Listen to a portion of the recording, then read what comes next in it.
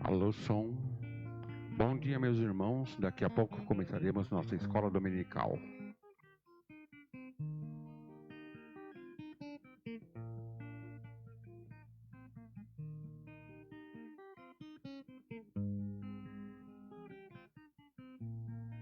Vamos todos nos preparar para esse momento importante nessa manhã.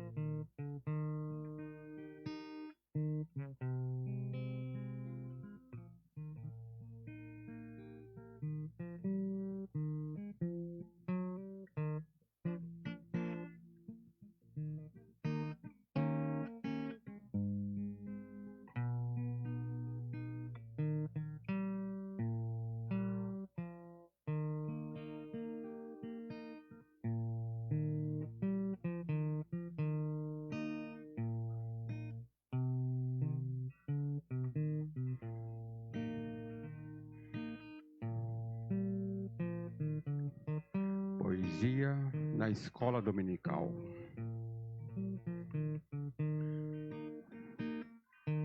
Na escola dominical eu vou.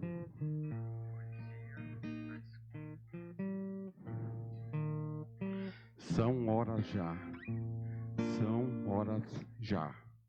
Venham ouvir de Cristo que nos amou. Venham já, ó venham já. Quero ser pontual. Ó, vamos estudar a Bíblia e todos os ensinos seus na escola dominical.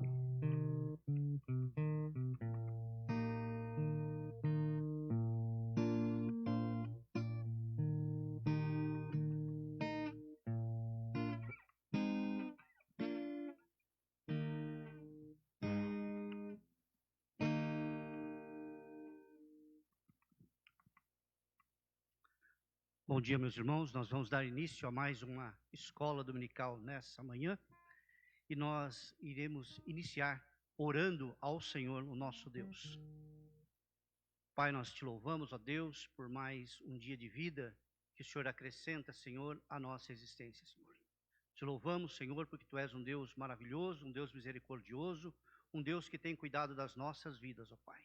Te louvamos, ó Deus, porque o Senhor nos dá, Senhor, a oportunidade, ó Pai, de logo pela manhã, Senhor, estarmos falando com o Senhor em oração, lendo a Tua palavra e meditando, ó Pai. Que o Senhor esteja abençoando poderosamente o nosso dia, Pai. Abençoando, Senhor, as nossas vidas, Senhor. Derramando sobre cada um, Senhor, sobre cada família, Senhor, da Tua graça maravilhosa, Pai. Abençoa poderosamente, Senhor, a Tua igreja, Senhor, espalhada, Senhor, sobre a face da terra, Pai. Para que a Tua palavra, Senhor, possa ser pregada, anunciada, Senhor, e vidas sejam transformadas, ó Deus, pela ação maravilhosa do Teu Santo Espírito, Pai. Nós Te louvamos, nós Te agradecemos, em nome de Jesus. Amém. Nós vamos ler a palavra de Deus no Salmo de número 126. Salmo 126. Quando o Senhor restaurou a sorte de Sião, ficamos como quem sonha. Então a nossa boca se encheu de riso e a nossa língua de júbilo. Então entre as nações se dizia: grandes coisas fez o Senhor por nós, por eles. Com efeito, grandes coisas fez o Senhor por nós, por isso estamos alegres. Restaura, Senhor, a nossa sorte, como as torrentes do Neguebe. Os que com lágrimas semeiam, com júbilo ceifarão. Quem sai andando e chorando enquanto semeia, voltará com júbilo, trazendo os seus feixes. Vamos adorar a Deus com alguns cânticos. E o primeiro é Bem de Manhã.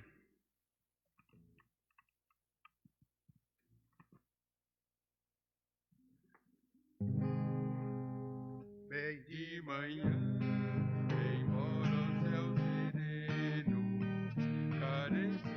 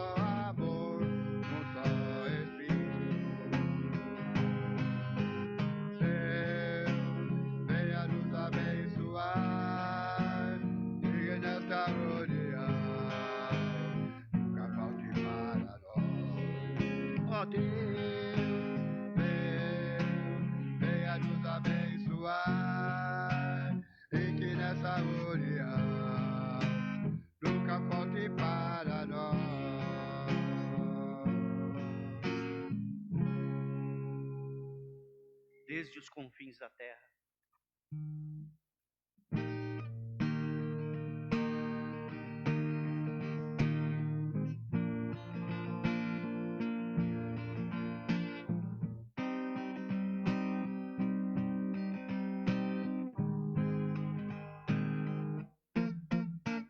Desde os confins da terra, no mais profundo mar, nas alturas do céu, louvado é dentro do coração, nasce esta canção, nasce este louvor. Louvado é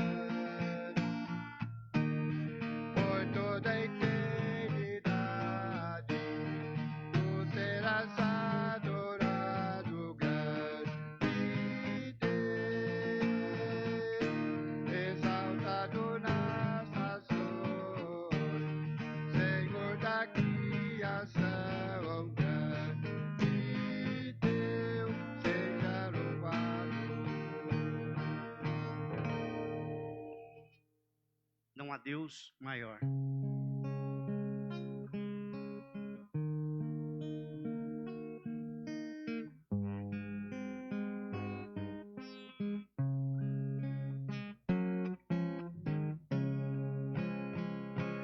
Não há Deus maior, não há Deus melhor, não há Deus tão grande como nosso Deus. Não há Deus maior. Não há Deus melhor. Não há Deus tão grande como nosso Deus. O céu e as estrelas,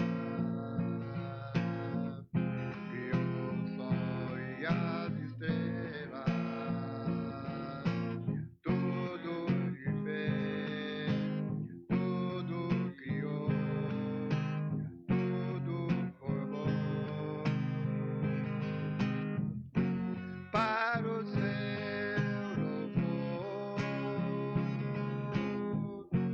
para o seu louvor, para o seu, para o seu, para o seu louvor.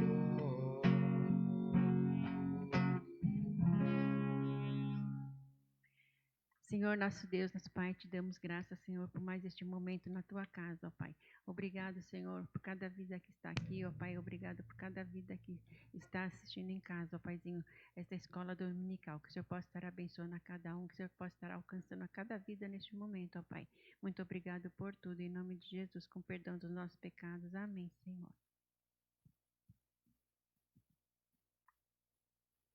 Amém. Nós vamos, nessa manhã, terminar o ciclo de estudos sobre a reforma protestante do século XVI. E nós vamos fazer a leitura do texto da palavra de Deus, que se encontra em Romanos, no capítulo 1, o verso 16 ao 22. Nós vamos estar projetando aí os versículos, né? Diz assim a palavra de Deus: porque não me envergonho do evangelho de Cristo, pois é o poder de Deus para a salvação de todo aquele que crê, primeiro do judeu e também do grego, porque nele se descobre a justiça de Deus de fé em fé, como está escrito, mas o justo viverá pela fé, porque as suas coisas invisíveis, desde a criação do mundo, tanto o seu eterno poder como a sua divindade, se entendem e claramente se veem pelas coisas que estão criadas, para que eles fiquem inexcusáveis. Porquanto, tendo conhecido a Deus, não o glorificaram como Deus, nem lhe deram graças. Antes, em seus discursos se desvaneceram, e o seu coração insensato se obscureceu. Dizendo-se sábios, tornaram-se loucos. Essa lição ela é bem importante para a igreja nos nossos dias de hoje. De uma maneira especial, né, nós queremos chamar a atenção, né, dos líderes nas igrejas, presbíteros, diáconos, professores de escola dominical, toda a liderança leiga da igreja, porque a reforma protestante, né, é um movimento que transformou a história da igreja, mas também transformou a sociedade através dos seus atos, os atos dos reformadores. Então, é importante a gente entender, principalmente aqueles que têm a função do ensino nas comunidades cristãs evangélicas protestantes. Então, nós queremos chamar a atenção dessas lideranças, para que conheçam a história da reforma protestante, o que levou a ocorrê-la, né? E quais as suas implicações para os nossos dias de hoje, e qual é a nossa responsabilidade como liderança leiga na vida da igreja.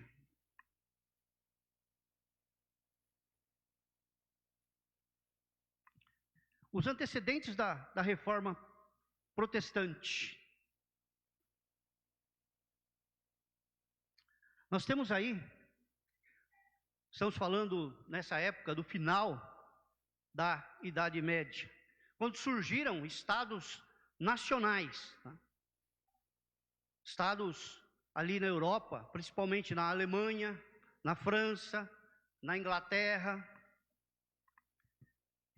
e a igreja já estava sentindo uma influência muito grande do seu declínio, principalmente do declínio do papado, que foi motivado pela arrogância e ambição desse papado, visto que a igreja se enriquecia muito, ela queria conquistar fortunas, muitas riquezas, a sua ganância, a sua ambição, a sua sede de riquezas, isso levou ao descontentamento, principalmente nesses estados novos, sem contarmos com a arrogância, a prepotência, a altivez dessa liderança que estava sediada em Roma. Em consequência disso, houve a sua desmoralização diante dos reis, dos imperadores, dos príncipes, da população de modo geral, principalmente das pessoas mais pobres, né? Que levou a essa desmoralização do papado. Sem contarmos com a extravagância e o luxo da corte papal. Toda aquela extravagância, todo aquele luxo, toda aquela ostentação que representava a igreja da época. E nós tivemos aí alguns antecedentes dessa reforma protestante, quando surgiram os primeiros movimentos de reforma na igreja, o surgimento de alguns movimentos de protestos contra certos ensinos e práticas da igreja, principalmente as práticas de superstição. Havia heresias presentes no ensino da igreja, uma deformação dos ensinos dos apóstolos. Fora isso, como a igreja mantinha o seu ensino e os seus estudos, a grande maioria da população não tinha acesso ao conhecimento bíblico, ao conhecimento teológico. Então, paralelo à igreja, começou a surgir uma religião de superstições, que foram se incorporando aos ensinos da igreja. Portanto, nós observamos, né, nesse período, essas práticas de superstições heréticas. E também a denúncia da imoralidade na sociedade e também na igreja, uma vez que havia um conchavo entre os líderes, os reis, os imperadores, junto com a cúpula, com o clero da igreja, que também vivia uma extrema imoralidade. E a própria sociedade, já não aceitando mais essa situação, começou a se levantar, a se rebelar contra essas imoralidades, tanto da sociedade como do clero, bem como dos reis e dos imperadores.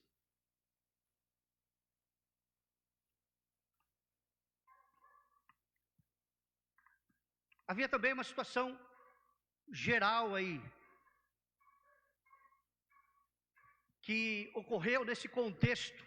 Primeiro foi a chamada Guerra dos 100 Anos, que ocorreu entre a França e a Inglaterra nesse período, que influenciou muito a civilização da época, a sociedade, a política, a economia da Europa, principalmente nessa época, onde surgiram aí grandes líderes, né? Conhecemos aí histórias de Joana d'Arc e toda essa situação que vivemos nesse contexto.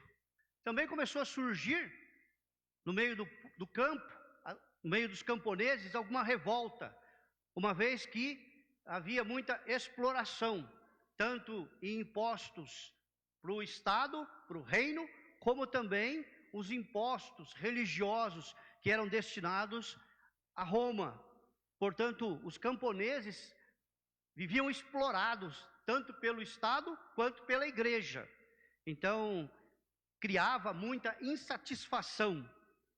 Nesse período também nós temos aí, né, o declínio do feudalismo, dos senhores feudais, que também começa a sua decadência. E os fenômenos que começam dentro das cidades, como primeiramente a expansão das cidades. As cidades começam a crescer, as pessoas começam a migrar do campo para as cidades. E aí é o seu crescimento desordenado. Surge nessa época também o conceito do capitalismo, né, do lucro, da exploração muitas vezes, né, quando ele não é muito bem tratado, não é muito bem trabalhado, não é muito bem equilibrado. Também nesse período, há um período de muitas epidemias, doenças e conflitos religiosos, conflitos políticos, e essa toda é o pano de fundo da reforma protestante do século XVI. E o que causou isso na sociedade daquela época? O que isso veio trazer para aquela sociedade? Primeiro foi um sentimento de insegurança. As pessoas se sentiram inseguras, porque eles perderam pilares que sustentavam a sua segurança. O Estado, muito preocupado com a sua arrecadação de impostos, exploração do povo. A igreja, que era a tábua de salvação, a igreja que fornecia, né, o alimento espiritual, a segurança espiritual, estava muito mais preocupado com a arrecadação dos seus impostos religiosos do que dar realmente suporte espiritual, emocional para a vida das pessoas. Então, esse momento é marcado pela insegurança, pela ansiedade, pela melancolia e pelo pessimismo. Imagine uma sociedade dessa forma. Imagine as pessoas perdendo, né, a sua vontade de trabalhar, a sua vontade de progredir, as pessoas sentindo toda essa ansiedade, todo esse pessimismo diante do seu futuro. Então é um momento muito difícil. E olhando para a igreja, cria-se nesse instante um ressentimento contra a igreja. As pessoas ficam ressentidas contra a igreja, por causa dos seus abusos, por causa dos seus desvios de propósito pelo qual ela foi criada. Olhando para dentro da igreja, olhando para dentro do Estado, começa a aparecer, né, o nepotismo. Muitas vezes, nessa época a igreja também, né, embora o celibato fosse uma doutrina da igreja, né, aí o surgimento de muitos casos extraconjugais do clero e o aparecimento de filhos ilegítimos, que eram apadrinhados pelos seus pais biológicos, né, e ganhavam aí, né, os seus cargos dentro da igreja. Então, o surgimento do nepotismo dentro da igreja. E principalmente a falta de liderança espiritual. Pastores verdadeiros, pastores que guiassem o rebanho de Deus, que alimentassem o rebanho de Deus, que trouxessem a mensagem poderosa do Evangelho para o coração das pessoas.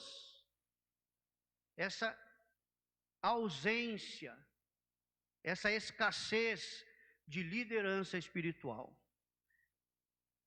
E aí a igreja começa a aumentar os seus gastos. A igreja começa a querer arrecadar mais. E dessa forma vai criando mais e novos impostos eclesiásticos para manter toda a opulência, todo o luxo do clero.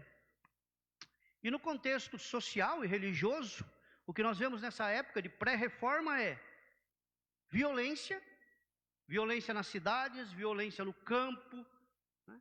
Muito parecido com a nossa época de hoje, mas é a presença da violência ali. A baixa expectativa de vida, precisamos lembrar que nessa época, né, a taxa, né, de natimortos era muito grande, né? A mortalidade infantil era muito grande. Em média, a expectativa de vida do cidadão nessa época era de 30 anos, né? É claro que nós tínhamos lá pessoas que chegavam a 60, 70 anos, mas a média era de 30 a 40 anos nessa época. Então era uma baixa expectativa de vida. E também os profundos contrastes socioeconômicos, né, entre as pessoas. Pessoas muito ricas e pessoas muito pobres, né? Um contraste muito grande. Poucas pessoas ricas e a grande maioria da população era muito pobre. Crescente sentimento de nacionalista, porque embora esses reinos tinham lá o seu imperador, tinham o seu rei, né, esses impérios, quem mandava realmente era a igreja. É a igreja que colocava os reis, né?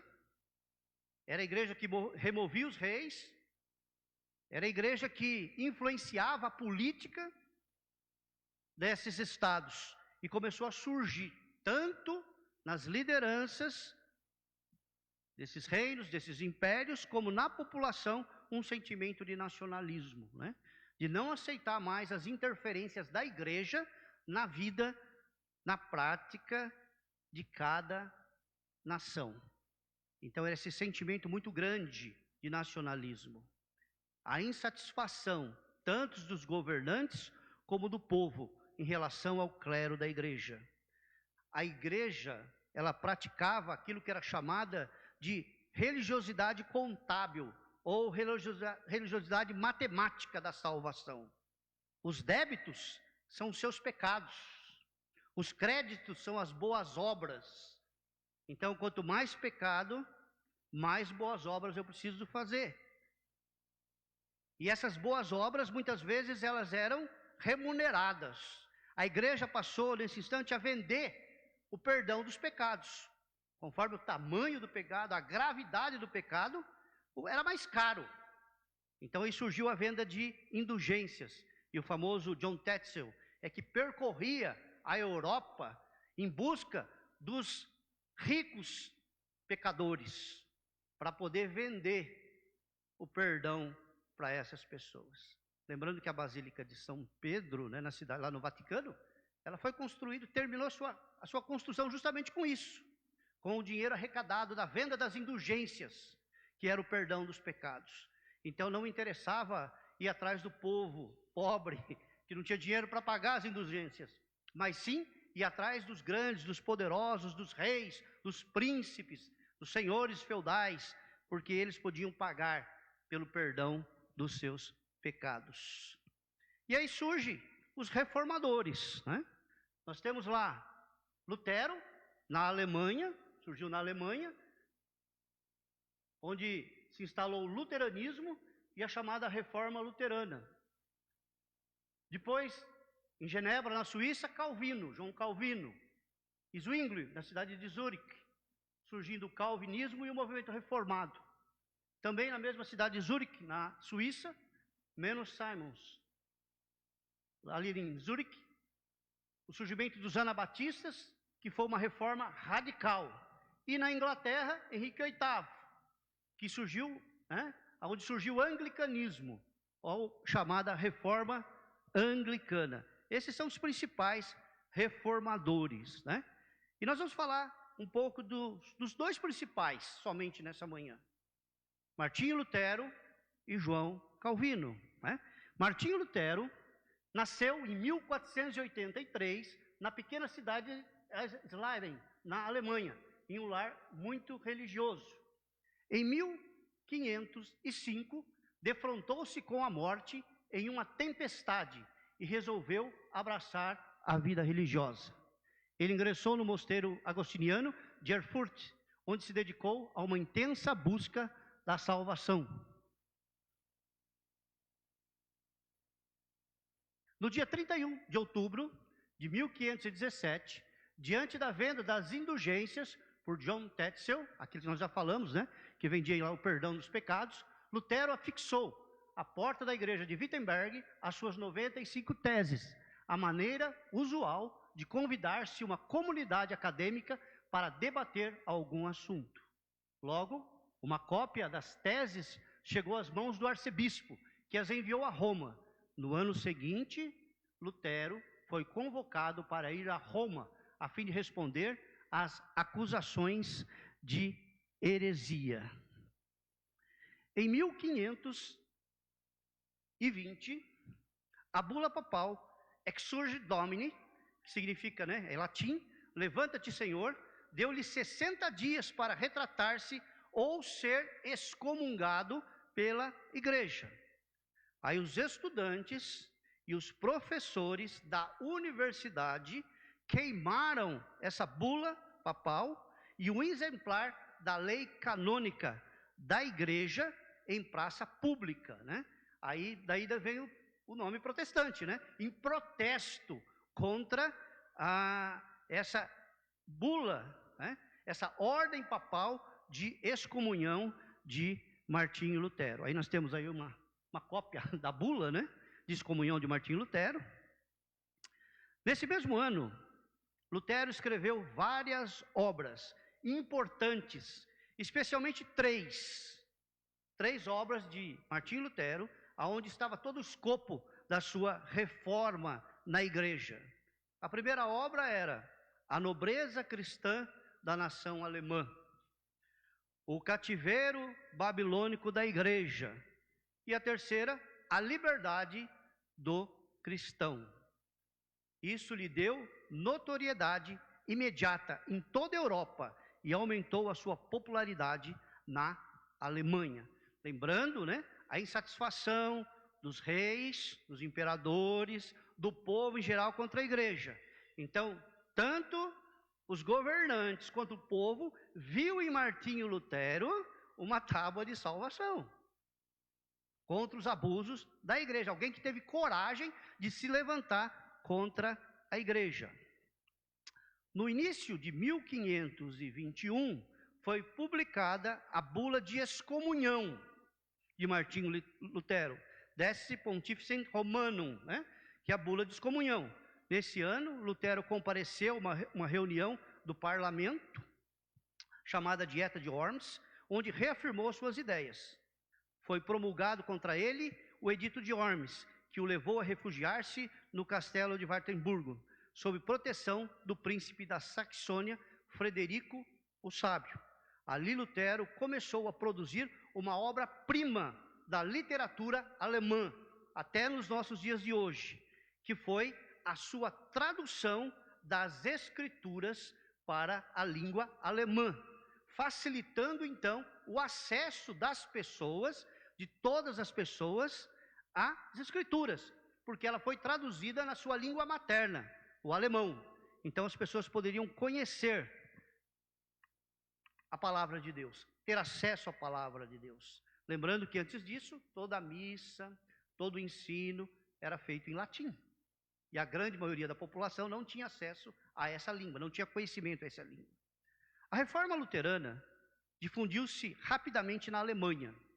Em 1526, houve uma atitude de intolerância para com os luteranos, que os levou a fazerem um protesto formal, que deu origem ao nome histórico protestantes.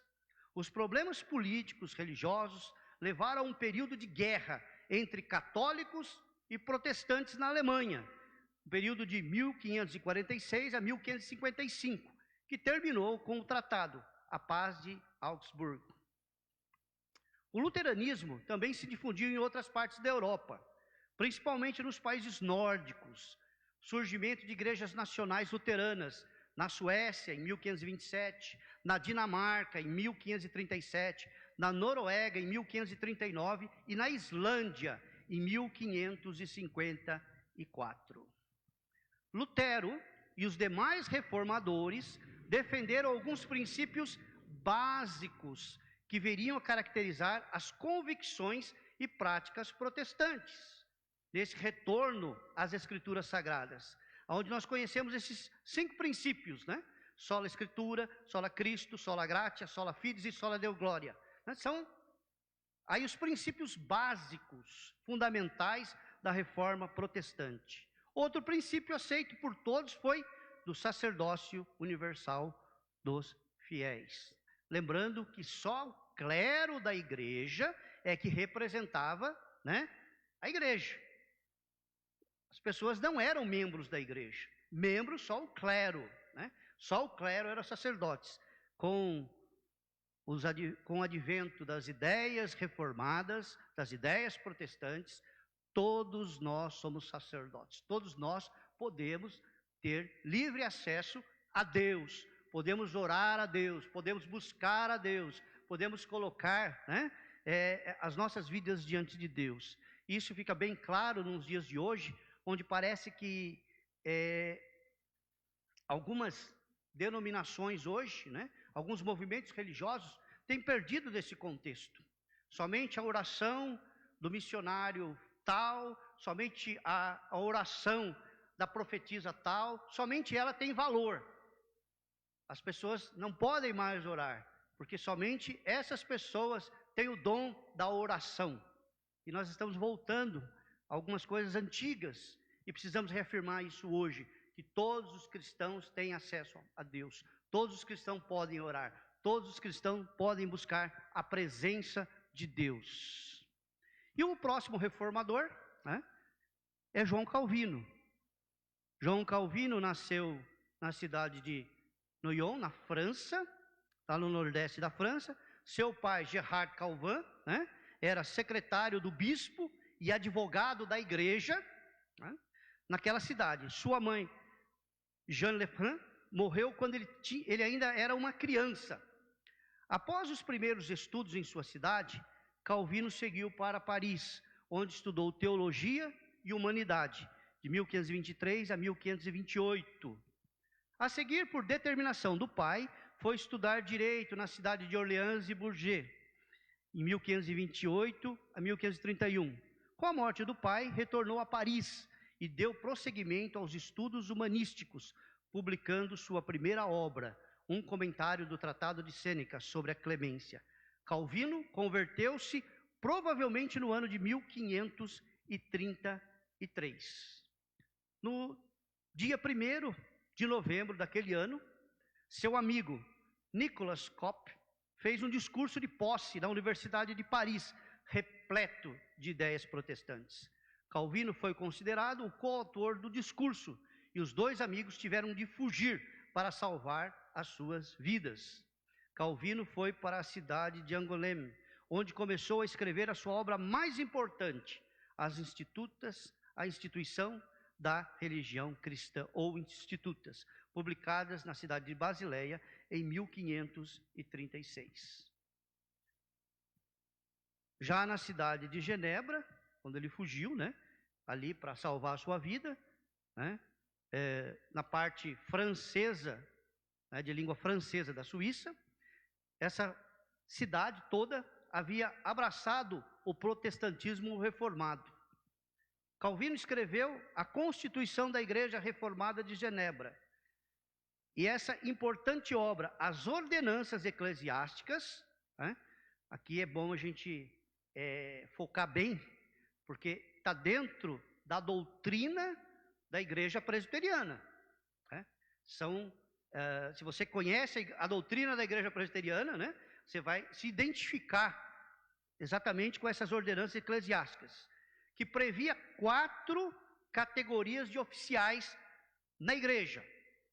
Pastores, que eram encarregados da pregação e dos sacramentos, né? Nós cremos, praticamos, a igreja pratica 2 sacramentos, o batismo e a ceia do Senhor. Os doutores, que eram responsáveis pelo estudo e ensino da Bíblia.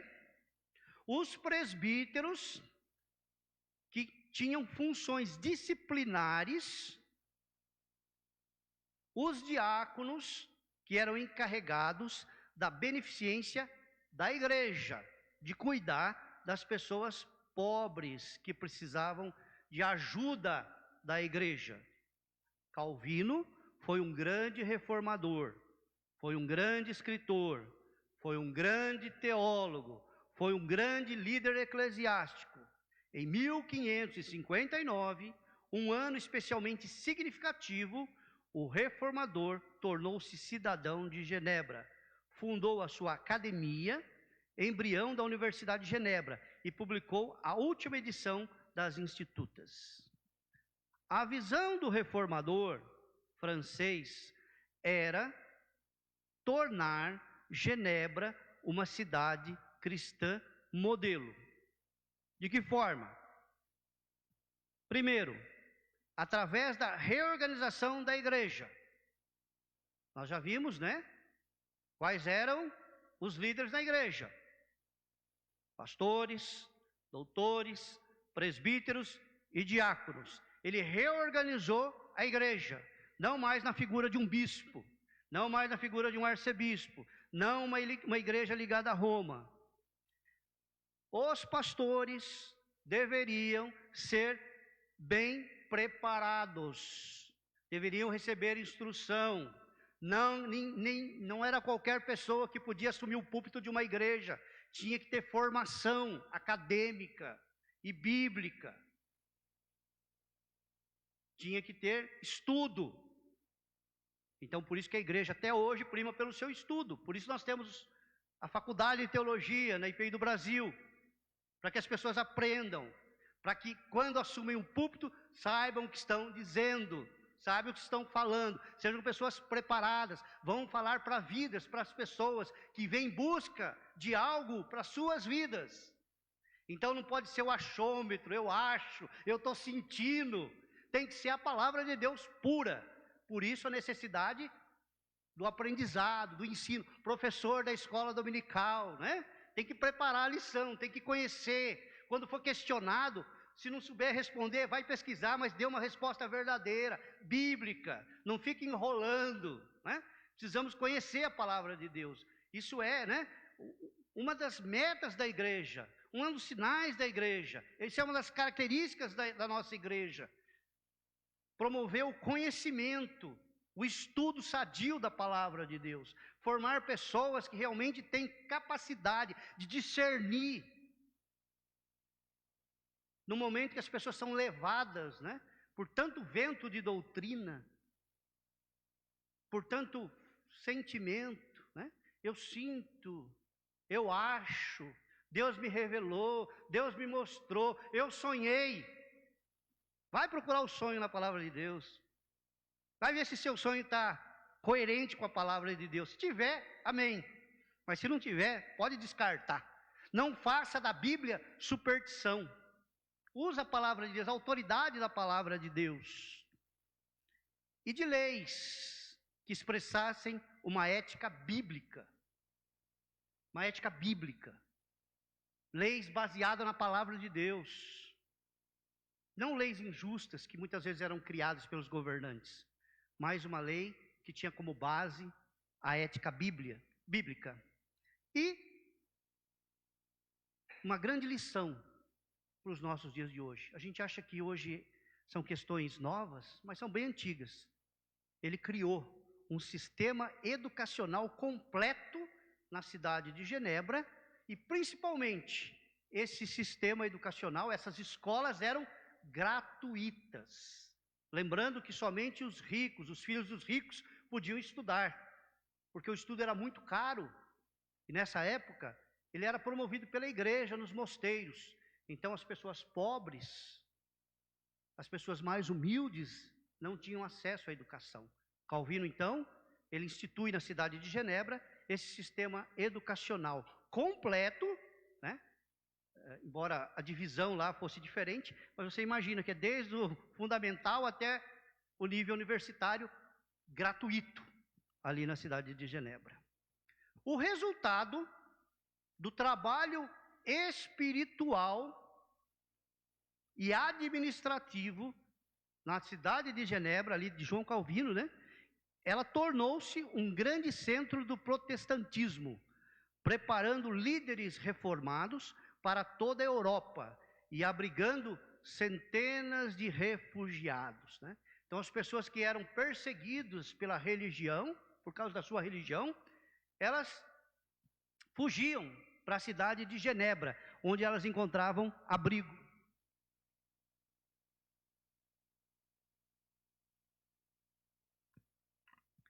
O calvinismo veio a ser o mais completo sistema teológico protestante, tendo por princípio básico a soberania de Deus. Deus é soberano sobre todas as coisas. Tudo está sob o controle de Deus. Nada acontece na nossa vida que não seja permitido por Deus.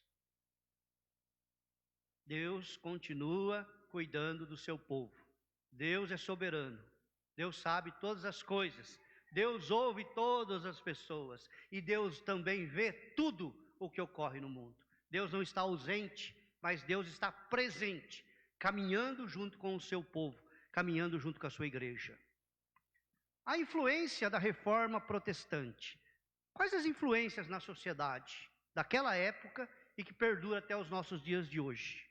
Primeiro, a reforma protestante continua a chamar a atenção de uma grande categoria de pesquisadores, historiadores, filósofos, economistas, juristas, cientistas políticos, pedagogos e teólogos.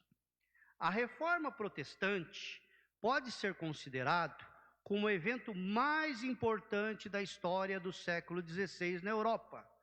O pensamento protestante influenciou o desenvolvimento de uma grande parte da Europa e da América do Norte. E nós vamos olhar para a Europa, vamos olhar para a América do Norte, onde foi colonizada por protestantes. Olha o nível do desenvolvimento econômico dessas nações. Olha o nível do ensino das universidades desses países. São países do primeiro mundo. Então, os países que abraçaram o protestantismo até os nossos dias de hoje são os países mais desenvolvidos da Europa e da América do Norte. Enquanto os países católicos ainda amargam o seu atraso. Amargam muitas vezes, né, o seu índice de desenvolvimento humano muito baixo. Né? Então, essa influência que houve, né, na Europa. Né? É só nós lembrarmos dos países, né? Alemanha, Suécia, Noruega, Islândia, Dinamarca, né? Todos esses países ali, né? Suíça, países que abraçaram, né, o protestantismo. Os Estados Unidos, país que, na sua grande maioria, é protestante. Também influenciou principalmente na educação. Trouxe para a época, principalmente na Europa ali, uma nova pedagogia. Lutero foi professor universitário e um grande escritor. Produziu muitos tratados populares, folhetos, trabalhos educacionais e cartas. Na visão de Lutero, educação é uma oportunidade para servir a Deus e promover o ser humano. Para Lutero, a educação, o educador, o professor, é um sacerdócio. Ele foi chamado por Deus para promover o ser humano. O professor sente-se realizado quando o seu aluno se transforma numa pessoa melhor, uma pessoa de conhecimento, uma pessoa que tem capacidade de caminhar com suas próprias pernas, de olhar, de filtrar as coisas, tomar decisões baseado no seu conhecimento e mudar a sua vida. Segundo Lutero, o progresso de um povo estava vinculado à sua formação educacional e cultural. Felizmente, nos nossos dias de hoje, grande parte de muitos países, né, os governos não têm dado a devida atenção que a educação e a cultura, a importância delas na vida do cidadão. Na Europa medieval, somente os ricos tinham acesso à educação, que geralmente estava concentrada lá nos mosteiros. Ele defendia a ideia de que a sociedade não poderia sobreviver sem que os seus cidadãos recebessem uma educação qualificada. Segundo Lutero, o progresso de um povo estava vinculado à sua formação educacional e cultural. Ele se tornou um grande crítico da precariedade da educação na sociedade alemã. Ele cobrava dos pais a responsabilidade de enviar os seus filhos para as escolas e o governo investir na educação de crianças carentes, né? Não é uma coisa nova, uma coisa bem antiga. E hoje nós vemos por que na igreja evangélica, principalmente as igrejas mais tradicionais, por que nós temos tantas pessoas com cursos superiores? Isso muito atrás, né? Os pais, né, eles investiam na educação dos seus filhos. Mesmo na precariedade da educação, eles investiam. Faziam disso, né, um grande investimento. E nós temos hoje aí na escola tantas professoras formadas, né, tantos advogados, tantos médicos e outras profissões aí, porque os seus pais, mesmo morando muitas vezes no campo, na roça, investiam na educação dos seus filhos. Muitas vezes os pais eram analfabetos, mas o seu trabalho levava a investir nos seus filhos. Por isso que a igreja, né, tem ainda nos nossos dias de hoje pessoas formadas, porque a educação também fazia parte da vida e do ensino cristão. O homem é um ser social que tem a necessidade de se comunicar e é essencial que ele domine a arte da eloquência para que ele possa dialogar de forma frutífera. Tinha essa preocupação de ensinar as pessoas a se comunicar, ensinar as pessoas a se expressar. E a gente nota isso, né? A desenvoltura, muitas vezes, de pessoas que são criadas na igreja. Muitas vezes não tem problema de falar em público, não tem problema de defender as suas ideias, não tem problema em expor aquilo que ele pensa, daquilo que ele crê, porque a igreja sempre se preocupou com a questão da eloquência dos seus membros. A igreja e a sociedade como um todo precisam cultivar pessoas que são bons oradores, alfabetizados, articulados e capazes de sustentar as suas opiniões. Muitas vezes nós perdemos essa característica de ser protestante. Às vezes nós vivemos num mundo que nós vemos tantas coisas erradas e nós nos calamos. Uma das características nossas de protestante é protestar. Quando vemos coisas erradas, devemos protestar. Não devemos ser cúmplices, muitas vezes. Aceitar as coisas, mas protestar. Por isso somos protestantes. Temos as nossas convicções bíblicas, temos as nossas convicções cristãs, e não devemos abrir mão. Devemos defendê-las. Devemos reativar dentro do nosso coração essa chama protestante. Porque só assim a nossa sociedade pode mudar. Aí nós temos uma foto da Academia de Genebra.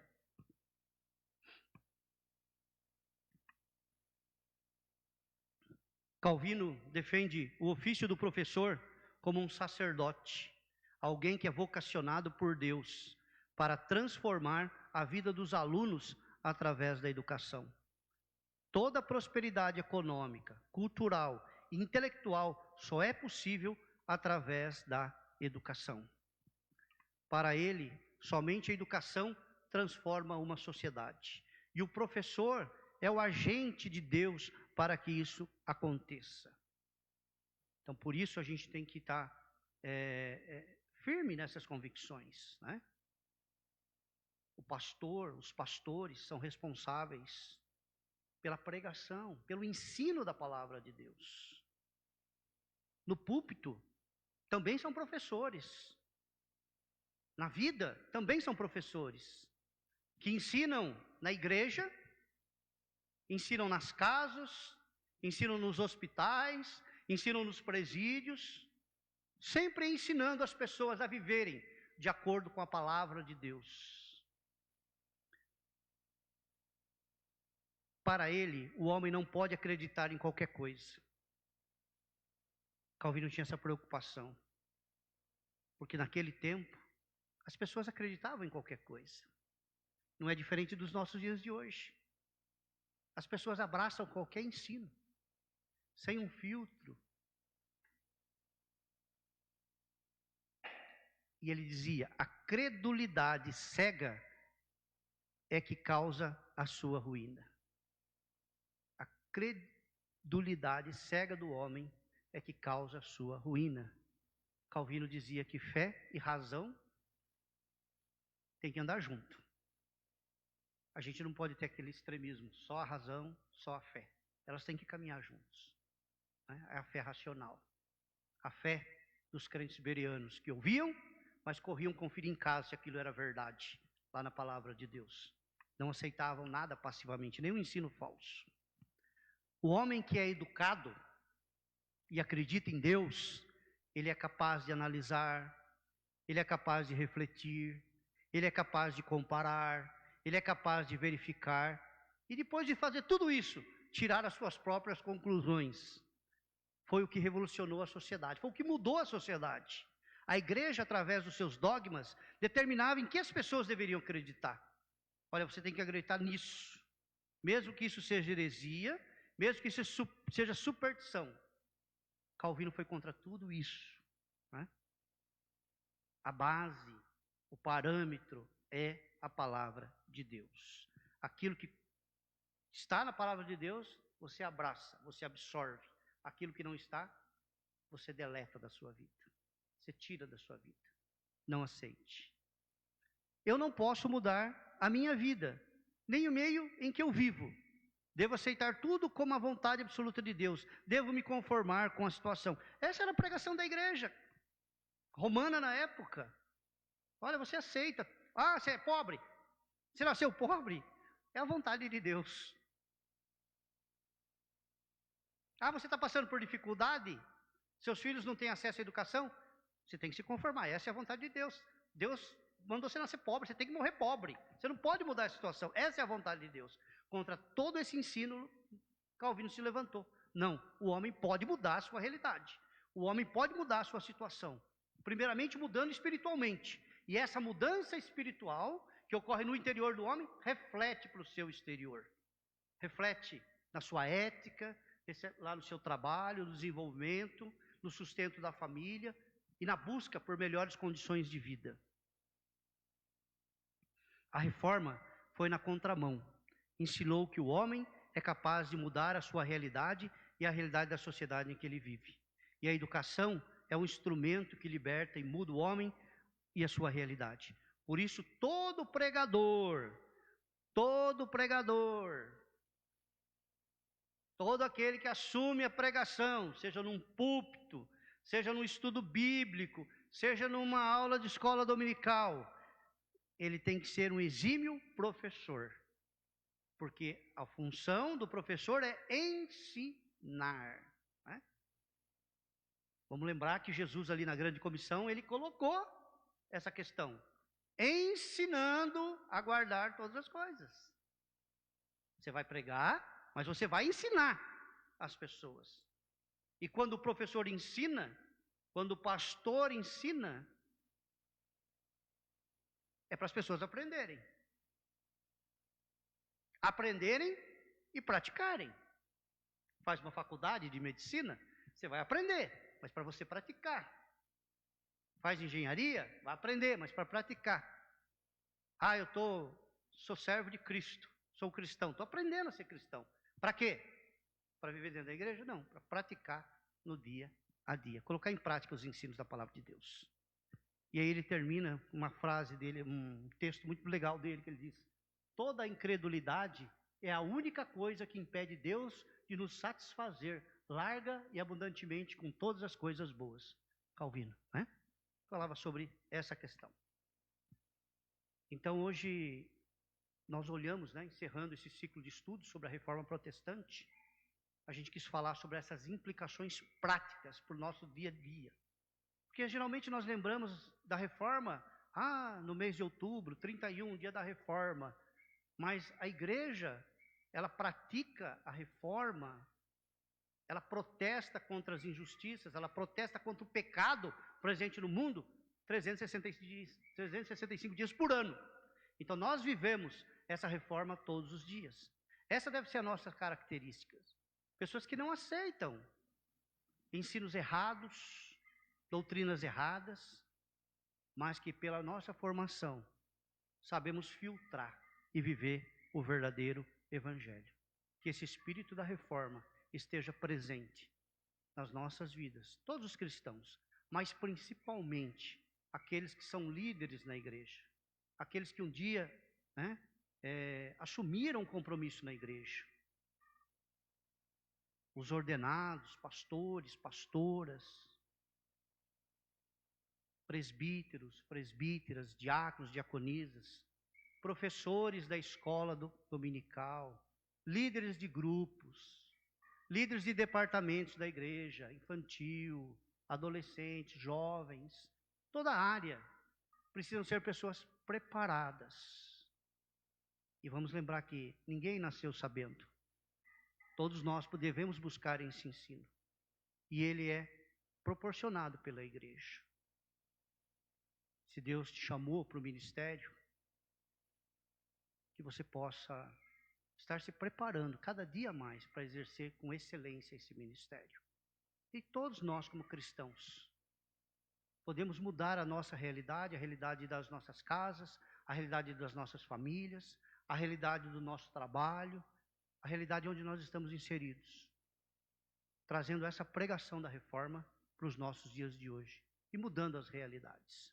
Assim como no passado, famílias foram transformadas quando abraçaram a fé evangélica, que possamos promover isso nos nossos dias de hoje e propagar, principalmente para a igreja de hoje, que está tão sofrida, uma igreja que muitas vezes sofreu tanta influência, que Deus possa ter misericórdia das nossas vidas. Vamos orar ao Senhor nosso Deus? Pai, nós louvamos o Teu nome, Senhor, por mais essa escola dominical, Pai. Que o Senhor tenha, ó Deus, proporcionado, ó Deus, que ela esteja funcionando, Senhor, durante tantos anos, ó Pai, a todo domingo, ó Pai, ensinando a Tua palavra, Senhor. Quantas vidas, Senhor, passaram, Deus, por esta igreja, Pai, que receberam um ensino nesta igreja, Pai, que viram suas vidas serem transformadas, ó Pai, tanto espiritual, como, ó Deus, emocional, Senhor, psicológica, ó Deus, também sua vida profissional, Pai, criou seus filhos, ó Deus, nos caminhos do Senhor, ó Pai, sempre pautou por uma ética cristã, Pai, no seu envolvimento com a sociedade, ó Pai, no seu trabalho, no seu emprego, ó Deus, porque Deus abraçou essa fé, Pai, que causou a transformação, Pai, mudou a realidade das vidas, ó Pai, e que o Senhor continue, Senhor, a abençoar a Tua igreja, Pai, para que ela continue, ó Deus, a cada dia, ó Pai, ó Deus, nesse ministério, Senhor, e que o Senhor levante líderes na Tua igreja, Pai, para que continue esse trabalho, Pai. Te agradecemos, Senhor, pela liderança da nossa igreja, Senhor. Ó Deus, te agradecemos, ó Deus, pelos pastores que o Senhor colocou na Tua igreja, Pai. Que o Senhor abençoe cada vez mais, ó Pai, para que eles, ó Deus, possam cada dia mais, Senhor, estar, Senhor, alimentando o Seu povo, ó Pai. Ó Deus, pela ação graciosa do Teu Santo Espírito, Senhor. Agradecemos toda a liderança leiga da igreja, Senhor. Presbíteros, Senhor, diáconos, ó Pai. Professores de escola dominical, Senhor, líderes, ó Pai, na Tua igreja, Pai. Que o Senhor abençoe, ó Pai, e fortaleça cada dia, ó Pai, para que possam ver, Senhor, a vida dos seus alunos sendo mudadas e modificadas pela ação do Teu Santo Espírito, Senhor.